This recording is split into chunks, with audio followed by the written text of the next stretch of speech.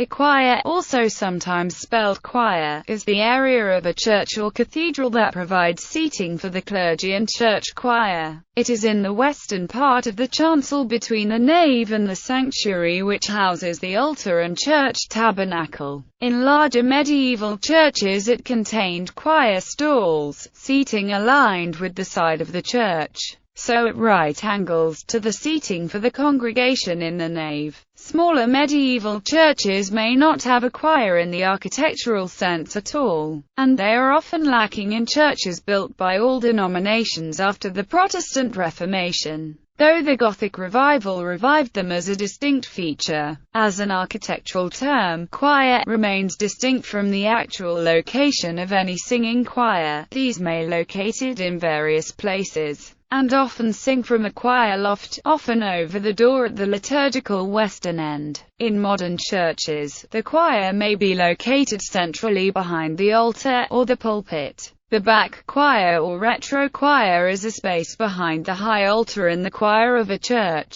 in which there may be a small altar standing back to back with the other. History. In the early church, the sanctuary was connected directly to the nave. The choir was simply the east part of the nave, and was fenced off by a screen or low railing, called cancellary, from which we get our English word chancel. The development of the architectural feature known as the choir is the result of the liturgical development brought about by the end of persecutions under Constantine the Great and the rise of monasticism. The word choir is first used by writers of the Western Church. Isidore of Seville and Honorius of Autun write that the term is derived from the corona, the circle of clergy or singers who surrounded the altar. When first introduced, the choir was attached to the bema, the elevated platform in the center of the nave on which were placed seats for the higher clergy and a lectern for scripture readings. This arrangement can still be observed at the Basilica of St. Mary Major in Rome. Over time, the bema and choir moved eastward to their current position. In some churches the choir is arranged in the apse behind the altar. The architectural details of the choir developed in response to its function as the place where the divine office was chanted by the monastic brotherhood or the chapter of canons.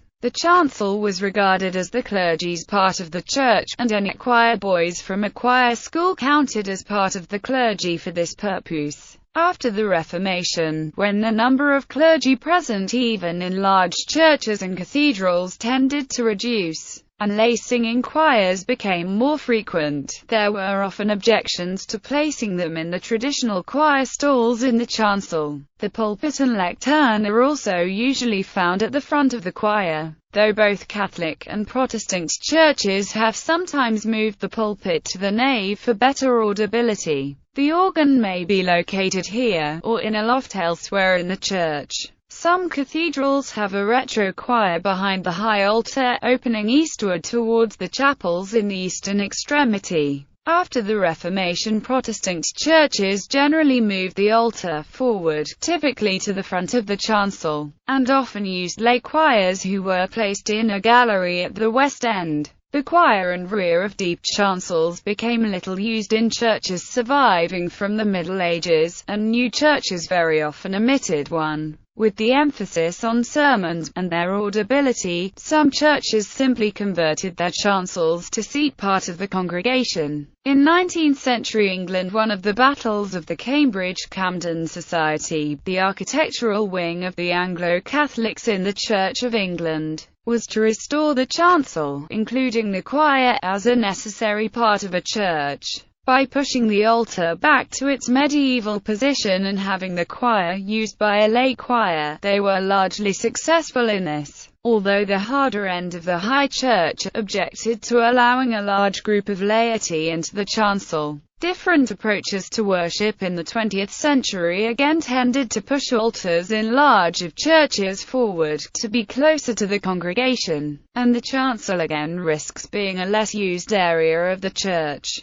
Seating. The choir area is occupied by sometimes finely carved and decorated wooden seats known as choir stalls, where the clergy sit, stand or kneel during services. The choir may be furnished either with long benches or individual choir stalls. There may be several rows of seating running parallel to the walls of the church. The use of choir stalls is more traditional in monasteries and collegiate churches. Monastic choir stalls are often fitted with seats that fold up when the monastics stand and fold down when they sit. Often the hinge seat will have a misericord on the underside on which he can lean while standing during the long services. The upper part of the monk's stall is so shaped as to provide a headrest while sitting, and armrests when standing. Monasteries will often have strict rules as to when the monastics may sit and when they must stand during the services. Choir benches are more common in parish churches. Each bench may have padded kneelers attached to the back of it so that the person behind may kneel at the appropriate times during services. The front row will often have a long prie-dieu running in front of it for the choir members to place their books on, and which may also be fitted with kneelers. In a cathedral, the bishop's throne or cathedra is usually located in this space.